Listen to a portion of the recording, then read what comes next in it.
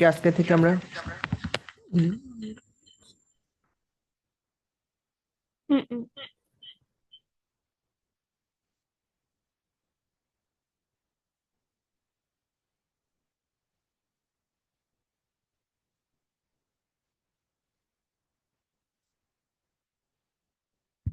এক মিনিট।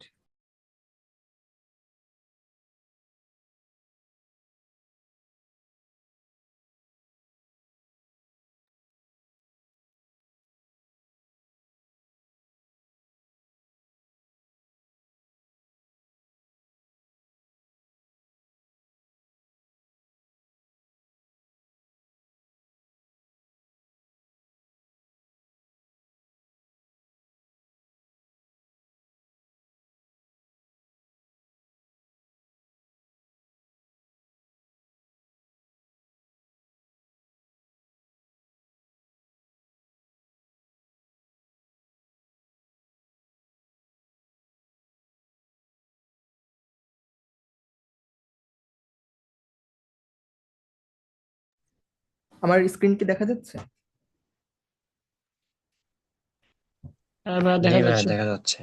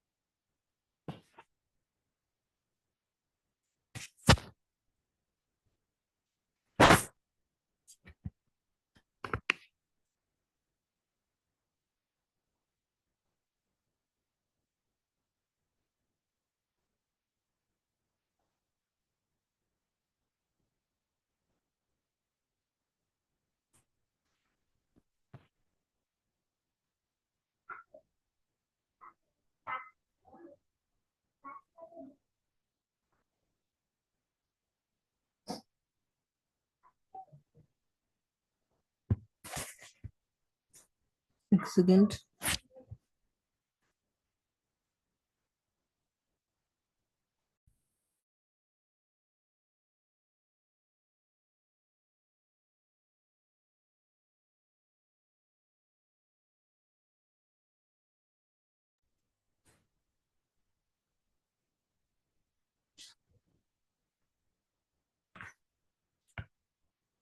আচ্ছা, আমার স্ক্রিন কি দেখা যাচ্ছে, আমার পিডিএফ?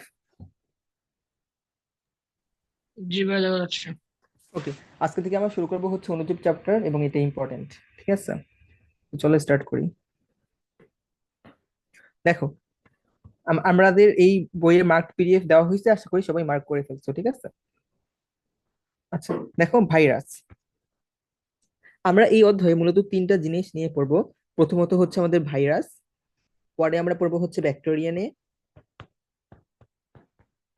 ব্যাকটেরিয়া, এবং একদম লাস্টে পড়বো আমরা কলেরা নিয়ে। ঠিক আছে, ভাইরাস, ব্যাকটেরিয়া, দেন হচ্ছে আমাদের কলেরা। ওকে। আচ্ছা, প্রথম আমরা শুরু করব ভাইরাস থেকে। আমি যদি ইম্পর্টেন্স বলি সব থেকে কোন টপিকটা বেশি ইম্পর্টেন্ট, তাহলে সব থেকে বেশি ইম্পর্টেন্ট হচ্ছে আমাদের সিকিউর জন্য। সিকিউর জন্য সব থেকে ইম্পর্টেন্ট হচ্ছে ব্যাকটেরিয়া। ঠিক আছে, দেন হচ্ছে ভাইরাস, তারপর কলেরা। আচ্ছা, আমরা প্রথম ভাইরাসটা শুরু করি, চলো। দেখো, ভাইরাস হচ্ছে একটা ল্যাটিন শব্দ, যার অর্থ হচ্ছে বিষ। সো এই ওয়ার্ডটা মনে রাখতে হবে, যে ভাইরাস একটা ল্যাটিন শব্দ, যার অর্থ হইতেছে বিষ। Just for MCQ. আচ্ছা, এখন একটা কথা বলবো যেটা সারা জীবনের জন্য মনে রাখবা। সেটা হইতেছে, ভাইরাস হলো নিউক্লিক অ্যাসিড ও প্রোটিন দিয়ে গঠিত, এবং এটা হচ্ছে অতি আণুবীক্ষণিক বস্তু। এই তিনটে ইনফরমেশন খুব খুব খুব বেশি ইম্পর্টেন্ট। দেখো, ভাইরাসের দেহে কিচ্ছু নাই, লিটারালি কিচ্ছু নাই, শুধু আছে কি, এক নম্বরে হচ্ছে নিউক্লিক অ্যাসিড এবং দুই নম্বরে হচ্ছে প্রোটিন। আচ্ছা, কেউ কি বুদ্ধি করে বলতে পারবা নিউক্লিক অ্যাসিড কয় প্রকার? মনে আছে, চ্যাপ্টার ওয়ানে পড়ছিলাম। দুই প্রকার। হ্যাঁ, দুই হ্যাঁ, প্রকার। হ্যাঁ, কি কি কি? ডিঅক্সিরাইবোনিউক্লিক অ্যাসিড আর রাইবোনিউক্লিক অ্যাসিড। হ্যাঁ, ভেরি গুড, মানে হচ্ছে ডিএনএ আর একটা হচ্ছে আরএনএ, ঠিক আছে, এটাই। তো নিউক্লিক অ্যাসিড দুই প্রকার। তো ভাইরাসের দেহে ভাই কিচ্ছু থাকবে না, হয় ডিএনএ থাকবে, না হলে আরএনএ থাকবে, এবং এইটার সাথে কি থাকবে বলতো, প্রোটিন। জাস্ট এইটুক নিয়েই আমাদের একটা ভাইরাস গঠিত। এবং ভাইরাস কেমন প্রাণী? অতি আণুবীক্ষণিক। এই অতি ওয়ার্ডটা খুব ইম্পর্টেন্ট, একটু পরে বলবো, মানে যখন আমরা ভাইরাসের বৈশিষ্ট্য পড়বো তখন পাবো। আচ্ছা, এখানে ভাইরাসের একটা এক মার্কের ডেফিনেশন দিছে যে ভাইরাস কাকে বলে, ঠিক আছে। সো ভাইরাস কাকে বলে, তুমি যদি ওইটা লিখো তাহলেও হয় যে এইটা, ভাইরাস হলো নিউক্লিক অ্যাসিড ও প্রোটিন দিয়ে গঠিত অতি আণুবীক্ষণিক বস্তু। এতটুকু লিখলেই হয়, ঠিক আছে। বাট এইখানে আরেকটু বড় করে দিছে, ঠিক আছে। দেখো, এখানে ডেফিনেশনটা আরেকটু বড় করে দিছে যে ভাইরাস হলো নিউক্লিক অ্যাসিড ও প্রোটিন দিয়ে গঠিত অকোষীয়, এই একটা নতুন ইনফরমেশন। কেমন? অকোষীয়, অতি আণুবীক্ষণিক। তারপর হচ্ছে বাধ্যতামূলকভাবে পরজীবী। আচ্ছা, বাধ্যতামূলকভাবে পরজীবী আসলে মানে কি? বাধ্যতামূলকভাবে পরজীবী মানে হচ্ছে এটা কোনো জীবদেহের বাইরে বাঁচতে পারবে না। এটাকে যদি বাঁচতে হয় তাহলে হয় মানুষের দেহে, না হলে কোনো প্রাণীর দেহে থাকতে হবে। তো এই জন্য এটাকে বলা হয়েছে এটা বাধ্যতামূলকভাবে পরজীবী, ঠিক আছে। এটা হচ্ছে আমাদের বাধ্যতামূলকভাবে পরজীবী, এটা মনে রাখা লাগবে। আচ্ছা, সো আমাদের এখানে এক মার্কের ডেফিনেশন, এবং এখান থেকে দেখতেছো মেডিকেলে কোয়েশ্চেন আসছে। সো এখান থেকে আসলে মেডিকেলে কোয়েশ্চেনটা আসে নাই, মানে এখানে তো সংজ্ঞা দিচ্ছে, দেখো এখানে তো ভাইরাসের সংজ্ঞার মধ্যে বৈশিষ্ট্য দিয়ে রাখছে। সো ভাইরাসের বৈশিষ্ট্য আমরা এখানে পড়বো, ঠিক আছে। ভাইরাসের জড় বৈশিষ্ট্য আছে, ভাইরাসের জীবীয় বৈশিষ্ট্য আছে, ঠিক আছে। এই ভাইরাসের জড় বৈশিষ্ট্য এবং জীবীয় বৈশিষ্ট্য দিয়াই আসলে ওই ডেফিনেশনটা বানাইছে। এখানে আর কিছুই লিখে নাই, এখানে জাস্ট কিছু বৈশিষ্ট্যই লিখলো যে ভাইরাসের দেহে কি আছে, নিউক্লিক অ্যাসিড আছে, প্রোটিন আছে, ভাইরাস কেমন, অকোষীয়, অতি আণুবীক্ষণিক, বাধ্যতামূলকভাবে পরজীবী। হ্যাঁ, তারপর হচ্ছে রোগ সৃষ্টি করে, জীবদেহের বাইরে এটা নিষ্ক্রিয় অবস্থায় থাকে। সো এগুলো আসলে বুঝতেই পারতেছো, এই কিওয়ার্ড, এই কিওয়ার্ড গুলা মার্ক করে পড়বা, ঠিক আছে। যখন আমরা ভাইরাসের বৈশিষ্ট্য পড়বো তখন এই ওয়ার্ড গুলো আরো ক্লিয়ার হবে, ঠিক আছে। সো যেই কয়টা মনে থাকে ওই কয়টা বৈশিষ্ট্য দিয়েই তুমি নিজেই একটা সংজ্ঞা বানিয়ে লিখে দিতে পারো। এবং এখানে মেডিকেলে কি কোয়েশ্চেন আসছে, ভাইরাসের বৈশিষ্ট্য থেকেই কোয়েশ্চেন আসছে। সো এখান থেকে না পড়লেও প্রবলেম প্রবলেম নাই, আমরা যখন ভাইরাসের বৈশিষ্ট্য পড়বো এই ওয়ার্ড গুলো আবার পাবো। আচ্ছা, এখানে এই এই প্যারাটা থেকে আমরা খুব কম জিনিসই পড়ছি আসলে এবং পড়াই, ঠিক আছে। এই প্যারা খুব বেশি ইম্পর্টেন্ট তা না, জাস্ট কিছু ইনফরমেশন পড়াবো, এটা মার্ক করো। প্রথমত, ভাইরাস ঘটিত বসন্ত রোগের কথা উল্লেখ করেন কোন বিজ্ঞানী? অ্যান্সার হবে আমাদের এডওয়ার্ড জেনার। এটা মার্ক করো ফর এমসিকিউ। ভাইরাস ঘটিত বসন্ত রোগের কথা কে উল্লেখ করেন? Edward Jenner. তো দুইটা কোয়েশ্চেন, একটা হইতেছে আহ বসন্ত রোগ এটা কি ধরনের রোগ, এটা কি ব্যাকটেরিয়া জনিত রোগ, ছত্রাক জনিত রোগ, না ভাইরাস জনিত রোগ? এটা মনে রাখা লাগবে যে বসন্ত রোগ একটা ভাইরাস জনিত রোগ, এই হচ্ছে আমাদের একটা ইনফরমেশন পড়লাম। এবং আরেকটা হচ্ছে এটা কে আবিষ্কার করে, এই রোগটা যে ভাইরাস জনিত বা এই ভাইরাস ঘটিত বসন্ত রোগ এটা কে আবিষ্কার করেন? Edward Jenner. এই দুইটা ইনফরমেশন মনে রাখতে হবে। আচ্ছা, দেন এত কিছু কিছুই পড়ার দরকার নাই, আমরা পড়ি নাই। তারপর আবার এখানে চলে আসি যে আমি মার্ক করছি আহ এই যে স্কাই কালার দিয়ে। দেখো, ভাইরাসের প্রকৃতি সম্বন্ধে বলেছেন, আচ্ছা ভাইরাস ভাইরাসই, ঠিক আছে, এইটা কি বলছে? ভাইরাস জাস্ট এইটুক দেখো, ভাইরাস ভাইরাসই, এই কথাটা বলছে হচ্ছে লোফ, LOFF, লোফ। জাস্ট এইটুক মনে রাখো যে ভাইরাস ভাইরাসই। এই ডায়লগ বা এই উক্তিটি কার? অ্যান্সার হবে AM লোফ, বা শুধু লোফ, LWFF, লোফ মনে রাখলেই এনাফ, ঠিক আছে। আর কিছু পড়া লাগবে না এখান থেকে। দেন আসি, এখন এটা সব থেকে বেশি ইম্পর্টেন্ট, সেটা হইতেছে ভাইরোলজির জনক কাকে বলা হয়? ভাইরোলজির জনক কাকে বলা হয়? অ্যান্সার হইতেছে আমাদের স্টেইনলে। এটার প্রোনাউন্সিয়েশন কি হবে? স্টেইনলে, ঠিক আছে, স্টেইনলে। তো খুবই ইম্পর্টেন্ট, সব থেকে বেশি ইম্পর্টেন্ট এইটা, এই পৃষ্ঠার মধ্যে সব থেকে বেশি ইম্পর্টেন্ট এইটা, যে ভাইরোলজির জনক কাকে বলা হয়, এই লাইনটাই সব থেকে বেশি ইম্পর্টেন্ট। অ্যান্সার হইতেছে স্টেইনলে, ঠিক আছে। সো আমরা তো ভাইরাস নিয়ে পড়তেছি, তো ভাইরাসের জনক, এটা তো ইম্পর্টেন্ট হবেই, আর বাকি এখান থেকে কিছুই পড়া লাগবে না। ওকে, এখন আমরা আসো ভাইরাসের প্রকৃতি, এই প্যারাটায় আসো। এখন আমরা কি পড়বো? ভাইরাসের প্রকৃতি, ঠিক আছে, ভাইরাসের প্রকৃতি। দেখো, আচ্ছা এটা আমরা আগেও পড়ছিলাম, আহ লোফের এই কথাটা, যে লোফ বলছেন ভাইরাস জীবও নয়, জড় বস্তুও নয়, ভাইরাস ভাইরাসই। এই কথাটা বলছে হচ্ছে লোফ, LWFF, লোফ। ভাইরাস জীবও নয়, জড়ও নয়, ভাইরাস ভাইরাসই, এই কথাটা বলছে লোফ। সো এটা এমসিকিউর জন্য, যে ভাইরাস ভাইরাসই, ভাইরাস জীবও নয়, জড়ও নয়, এই কথাটা কি বলছে? লোফ। কত সালে বলছে? Not so important. আচ্ছা ভাইয়া, হ্যাঁ বলো। ভাইরাসের আবিষ্কারক হিসেবে আমরা কাকে বলতে পারি? আহ, যদি কোয়েশ্চেন আসে সরাসরি ভাইরোলজির জনক বা ভাইরাসের আবিষ্কারক, সরাসরি স্টেইনলেই দিবা, ঠিক আছে, স্টেইনলে। এখানে যেটা পড়ছি ওটাই দিবা, স্টেইনলে।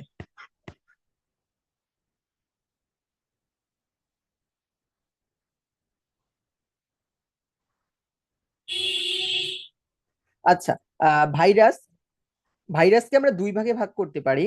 আম, এখানে দিচ্ছে, এটা এটা দরকার নাই।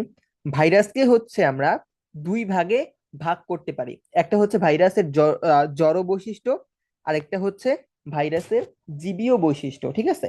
একটা কথা মনে রাখবা, ভাইরাস জড় বস্তু না জীবীয় বস্তু, এটা নিয়ে এখনো কন্ট্রোভার্সি আছে, এটা নিয়ে এখনো ডিবেট বা বিতর্ক আছে।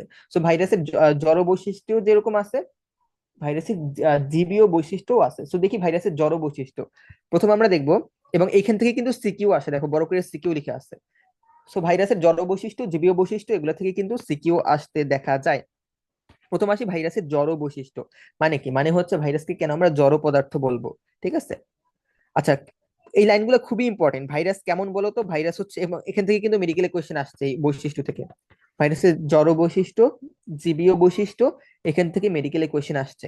সো ভাইরাস কেমন? ভাইরাস হইতেছে অকোষীয়। ভাইরাস কেমন? ভাইরাস হচ্ছে অতি আণুবীক্ষণিক। সো এটা কি না, এটা না খুবই বাচ্চারা ভুল করে, ঠিক আছে। আমি কোয়েশ্চেন বানাইলে দেখবা এটা দিচ্ছে যে নিচের কোনটি ভাইরাসের বৈশিষ্ট্য, অথবা নিচের কোনটি ভাইরাসের বৈশিষ্ট্য নয়, এই টাইপের কোয়েশ্চেনে তোমাকে দিবে ভাইরাস আণুবীক্ষণিক। যদি কোয়েশ্চেন আসে, আচ্ছা আমি যদি বলি ভাইরাস আণুবীক্ষণিক, এটা কি রাইট না রং, ঠিক না ভুল বলো তো? ভাইরাস আণুবীক্ষণিক, অতি ভাইরাস আণু, আণুবীক্ষণ। হ্যাঁ হ্যাঁ এইটাই অ্যান্সার হবে, অতি আচ্ছা আণুবীক্ষণিক। তো আচ্ছা যদি আচ্ছা। আহ হুদা আণুবীক্ষণিক দেওয়া থাকে, দ্যাটস রং, কারণ আণুবীক্ষণিক হচ্ছে ব্যাকটেরিয়া। সো অতি আণুবীক্ষণিক এন্ড আণুবীক্ষণিক দুইটা কিন্তু সেম না, আবারও বলতেছি, অতি আণুবীক্ষণিক এবং আণুবীক্ষণিক দুইটা সেম না। সো অতি আণুবীক্ষণিক, এটা মনে রাখতে হবে, ভাইরাস হচ্ছে অতি আণুবীক্ষণিক। আচ্ছা, তারপর হচ্ছে ভাইরাসের দেহে কিচ্ছু নাই ভাই, সাইটোপ্লাজমও নাই, কোষঝিল্লি, কোষ প্রাচীর, রাইবোজোম, মাইটোকন্ড্রিয়া, ভাই কিছুই নেই ভাইরাসের দেহে। সো এই জন্যই তো ভাইরাসকে জড় বৈশিষ্ট্য বলা হইতেছে। আমরা তো এখন জড় বৈশিষ্ট্যই পড়তেছি। আচ্ছা, যেহেতু জড় বৈশিষ্ট্য পড়তেছি, তো সবগুলো বৈশিষ্ট্যই তো নেগেটিভ হবে, মোটামুটি সব বৈশিষ্ট্যই কেমন হবে? নেগেটিভ। আচ্ছা, দেখো ভাইরাসের দেহে কোনো এনজাইম নেই, নেগেটিভ। ভাইরাস খাদ্য গ্রহণ করবে, করবে না। ভাইরাসের পুষ্টিক্রিয়া আছে, নাই, নেগেটিভ। আচ্ছা, ভাইরাস স্বাধীনভাবে প্রজননক্ষম নয়, মানে ভাইরাস নিজেই নিজের বংশবৃদ্ধি করতে পারবে না। আচ্ছা, তারপরে আহ আর কি পড়া যায়? আচ্ছা দেখো, 5 নাম্বার পয়েন্টটা ইম্পর্টেন্ট, কারণ 5 নাম্বার পয়েন্টটা না সবকিছু পজিটিভ, দেখো সবকিছু পজিটিভ, ঠিক আছে। এই এই এই- এই জন্য ওই 5 নাম্বার পয়েন্ট থেকে যদি কোয়েশ্চেন আসে, তাহলে বাচ্চারা ভুল করে। দেখো, ভাইরাসকে কেলাসিত করা যায়, সেন্ট্রিফিউজ করা যায়, ব্যাপন করা যায়, পানির সাথে মিশিয়ে সাসপেনশন তৈরি করা যায়, তলানিকরণ করা যায়। সো মনে রাখবা এইগুলা কিন্তু করা যায়, ঠিক আছে। তো ভাইরাসের জড় বৈশিষ্ট্যের মধ্যে সবই নেগেটিভ হওয়ার কথা ছিল, শুধু 5 নাম্বার পয়েন্টের এই পয়েন্ট গুলা তোমার মনে রাখতে হবে, যে ভাইরাসকে এগুলা এগুলা এগুলা এগুলা করা যায়, এগুলা পজিটিভ, ঠিক আছে। এটা কিন্তু অবশ্যই মনে রাখতে হবে, যে কেলাসিত করা যায়, এগুলা যাতে এমসিকিউ তে আসলে পারো, ঠিক আছে, যে নিচের কোনটি ভাইরাসের বৈশিষ্ট্য, অথবা নিচের কোনটি ভাইরাসের বৈশিষ্ট্য নয়। সো এটা অবশ্যই মনে রাখতে হবে, 5 নাম্বার পয়েন্টের সবগুলাই হচ্ছে পজিটিভ, ঠিক আছে। কেলাসিতেও করা যাবে, সেন্ট্রিফিউজও করা যাবে, ব্যাপন করা যাবে, সাসপেনশন তৈরি করা যাবে, তলানীকরণ করা যাবে, ঠিক আছে। আচ্ছা, তো আমরা কোন কোন পয়েন্ট পড়লাম? 1 2 3 5। তারপর দেখো, জীবকোষের বাইরে ভাইরাস রাসায়নিক কণার মতো নিষ্ক্রিয়। আগেও বলছিলাম যেহেতু ভাইরাস বাধ্যতামূলকভাবে পরজীবী, এই জন্য জীবকোষের বাইরে ভাইরাস কিন্তু নিষ্ক্রিয় হবে, এটাই স্বাভাবিক, ঠিক আছে। আচ্ছা, ভাইরাসের কোনো, এই যে সব আবার সব নেগেটিভ, ভাইরাসের কোনো দৈহিক বৃদ্ধি নেই, ভাইরাস হচ্ছে পরিবেশের উদ্দীপনায় সাড়া দিবে না। তারপর কি, ভাইরাসের দেহে শুধুমাত্র দুইটা জিনিস আছে, আগেও পড়ছি আমরা, একটা হচ্ছে প্রোটিন এবং আমাদের আরেকটা হচ্ছে কি বলতো, আরেকটা হচ্ছে আমাদের নিউক্লিক অ্যাসিড। প্রোটিন, আরেকটা হচ্ছে আমাদের নিউক্লিক অ্যাসিড, ঠিক আছে। আচ্ছা, আহ তারপর আর কি, 9 নাম্বারটা নট সো ইম্পর্টেন্ট, ঠিক আছে। সো আমরা ভাইরাসের জড় বৈশিষ্ট্যগুলো পড়ে ফেললাম, দেখো সবগুলাই নেগেটিভ, যেহেতু জড় বৈশিষ্ট্য এই জন্য সবগুলাই নেগেটিভ বৈশিষ্ট্য ছিল। জাস্ট হচ্ছে 5 number point, market, just 5 number পয়েন্টটার মধ্যে আমরা পজিটিভ পাইছি, এছাড়া সবকিছু নেগেটিভ। এবং এটা আমাদের কি কাজে লাগবে? এটা আমাদের এমসিকিউর জন্য কাজে লাগবে, এখান থেকে মেডিকেলে কোয়েশ্চেন আসছে। এবং এটা আমাদের সিকিউর জন্য কাজে লাগবে, যে ভাইরাসের জড় বৈশিষ্ট্যগুলা লিখো, অথবা ভাইরাসের জীবীয় বৈশিষ্ট্যগুলা লিখো। সো আমরা এখন পড়বো ভাইরাসের জীবীয় বৈশিষ্ট্য। দেখো, ভাইরাস কোষের অভ্যন্তরে সংখ্যা বৃদ্ধি করতে পারে। আচ্ছা, জীবীয় বৈশিষ্ট্য মানে মোটামুটি পজিটিভ বৈশিষ্ট্য আমরা পাবো, ঠিক আছে। সো ভাইরাস কিন্তু আহ, জীবের বাইরে বা জীবকোষের বাইরে নিষ্ক্রিয় হইলেও ভাইরাস কিন্তু জীব কোষের ভিতরে বা পোষক কোষের ভিতরে ঠিকই বংশ বৃদ্ধি করতে পারে বা সংখ্যা বৃদ্ধি করতে পারে। তারপর দেখো, ভাইরাস ওই সেম কথাই লিখছে যে ভাইরাস নিজের অনুরূপ সৃষ্টি করতে পারে, মানে 1 নাম্বার পয়েন্ট আর 2 নাম্বার পয়েন্ট সেম। ভাইরাস নিজের অনুরূপ সৃষ্টি করতে পারে, সেম কথা, 1 number point 2 number point same. আচ্ছা, ভাইরাসের দেহে জেনেটিক বস্তু ডিএনএ অথবা আরএনএ এবং প্রোটিন আছে, ঠিক আছে। তো ভাইরাসের দেহে কিছু তো আছে, হ্যাঁ। তো ডিএনএ, আরএনএ, প্রোটিন, কোনো জড় বৈশিষ্ট্য বস্তুর মধ্যে তো এগুলো থাকার কথা না, চিরুনির মধ্যে তো এগুলো নাই। তারপর হচ্ছে আমাদের সাপোজ কলমের মধ্যে তো এগুলো নাই, এই জন্যই তো ওরা জড়।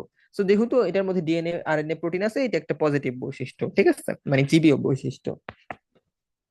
দেন দেখো, ভাইরাস হচ্ছে সুনির্দিষ্টভাবে বাধ্যতামূলকভাবে পরজীবী, ঠিক আছে। মানে কি, মানে হচ্ছে ভাইরাস কিন্তু ঠিকই জীবদেহের ভিতরে পরজীবী, মানে হচ্ছে জীবন্ত হয়ে ওঠে, এটাই আর কি বুঝাইতে চাইলো যে জীবের বাইরে নিষ্ক্রিয় থাকলেও জীবকোষের ভিতরে, তোমার আমার ভিতরে তো ঠিকই ভাইরাসের মধ্যে জীবন আছে, ঠিক আছে। সো এই জন্যই এটা একটা পজিটিভ বৈশিষ্ট্য, যে ভাই ভাইরাস জীবের বাইরে নিষ্ক্রিয় থাকলেও ভাইরাস তো হচ্ছে পরজীবী, মানে ভাইরাস তো ঠিকই অন্য কোনো মানুষ বা প্রাণীর দেহে ঠিকই হচ্ছে জীবিত অবস্থায় থাকতে পারে। সো এটা একটা পজিটিভ বৈশিষ্ট্য।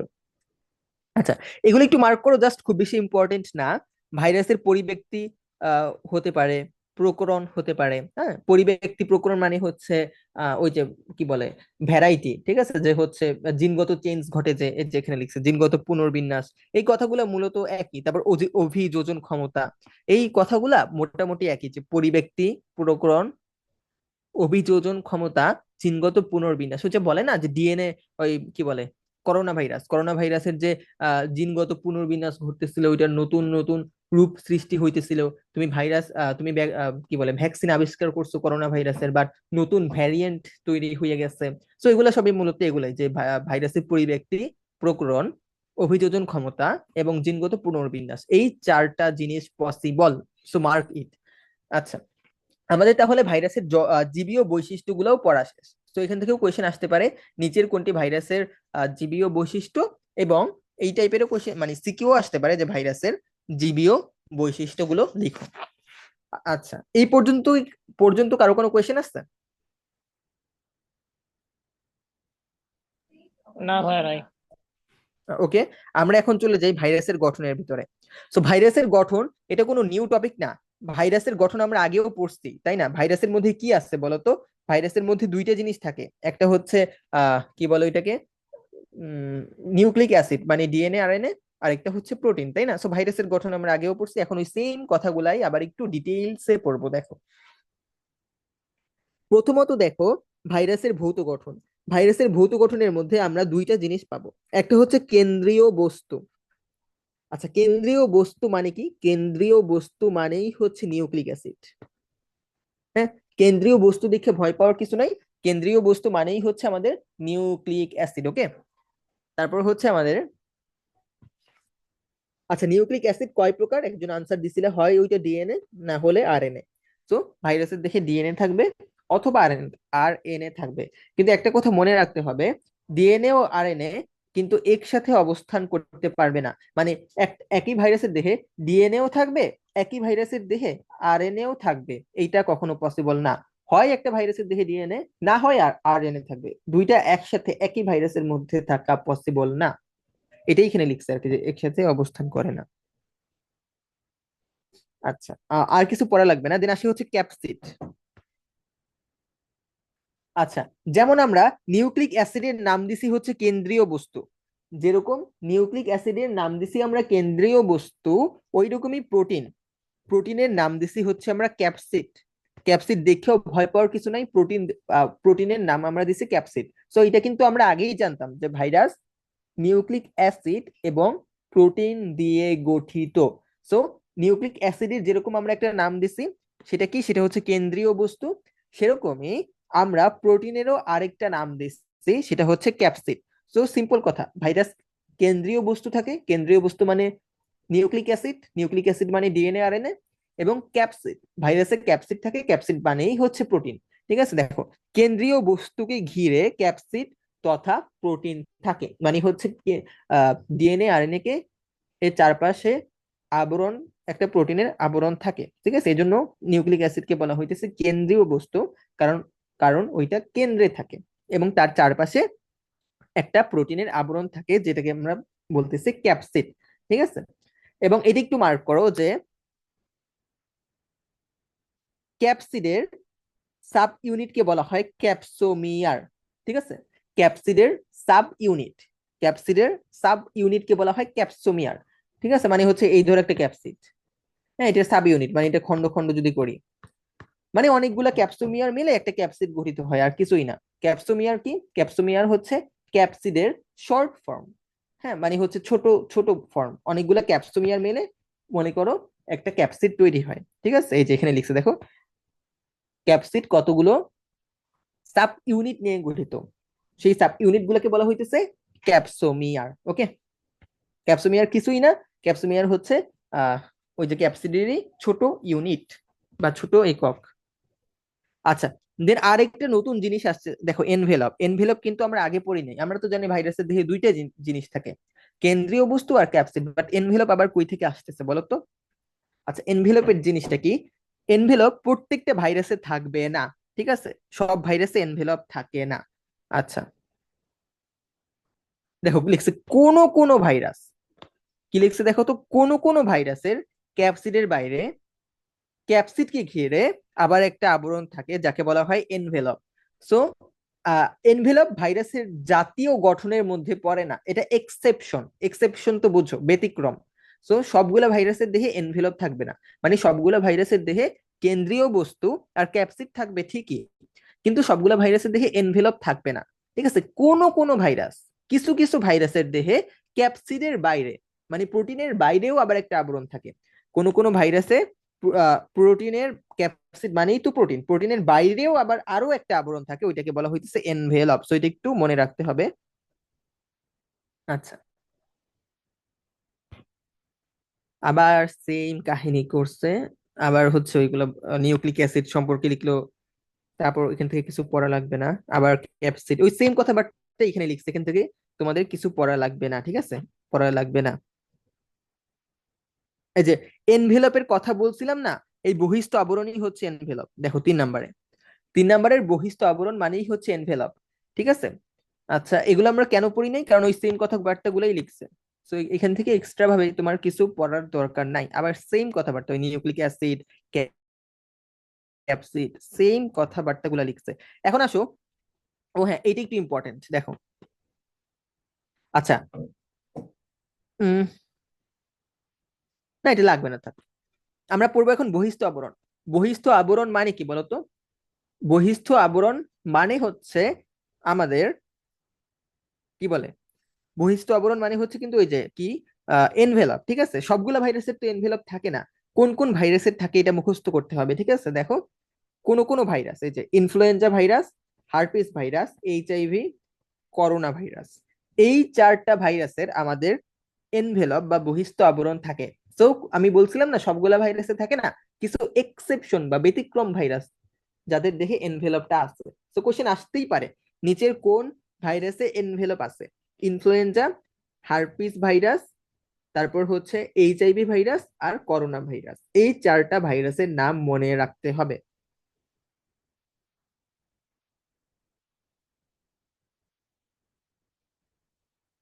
আচ্ছা, এটাকে আমি এইভাবে মনে রাখতাম, দেখো, এইচ আই, হ্যাঁ, HIV সি, এটা তোমরা লিখে নাও, HIV। HIV তো বুঝোই যে এটা HIV C, এই নেমোনিক্সটা লিখে নাও, HIV C। HIV এমনি তো মনে থাকবে, ঠিক আছে, HIV তো মনে থাকবে। হ্যাঁ, HIV, তারপর একটা সি অ্যাড করো।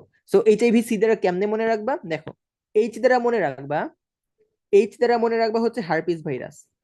হ্যাঁ, এইচ দ্বারা মনে রাখবা হার্পিস ভাইরাস, আই দ্বারা মনে রাখবা হচ্ছে ইনফ্লুয়েঞ্জা ভাইরাস, তারপর পুরা HIV পুরাটা দিয়ে HIV ভাইরাসই মনে রাখবা, দেন সি দ্বারা মনে রাখবা করোনা ভাইরাস। আচ্ছা, এই ব্যাপারটা কি সবাই বুঝতে পারছো, এই নেমোনিক্সটা? জি ভাই, বুঝছি। ওকে, আচ্ছা, আচ্ছা, এইটা একটু মার্ক করো। আরেকটা ইনফরমেশন দেখো, লিপোপ্রোটিন আবরণ বিশিষ্ট ভাইরাসকে লিপো ভাইরাস বলা হয়, ঠিক আছে? কোন কোন ভাইরাসের দেহে এই যে বহিস্থ আবরণটা আছে না, এই বহিস্থ আবরণটা লিপোপ্রোটিন দ্বারা নির্মিত হইতে পারে, মানে কোন কোন ভাইরাসের বহিস্থ আবরণ হিসেবে লিপোপ্রোটিন থাকতে পারে, ঠিক আছে? সো যেই সব ভাইরাসে এই লিপোপ্রোটিন থাকবে তাদেরকে বলা হইতেছে লিপোভাইরাস, আর কিছুই না, জাস্ট এমসিকিউর জন্য যে লিপোপ্রোটিন আবরণযুক্ত ভাইরাসের নাম কি, লিপোভাইরাস। ওকে, লিপোভাইরাস। আচ্ছা, দেন দেখো এনজাইম। আচ্ছা, এই এনজাইম দিয়ে কিছু পড়বা না, জাস্ট এইটা পড়বা যে HIV ভাইরাসে রিভার্স ট্রান্সক্রিপ্টেস এনজাইম থাকে।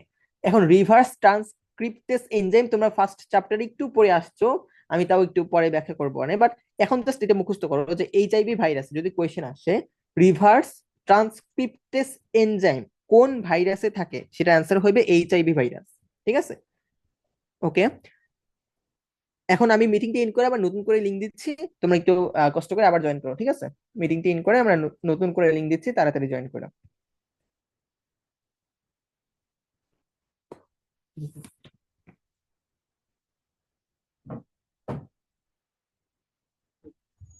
হুম, হুম।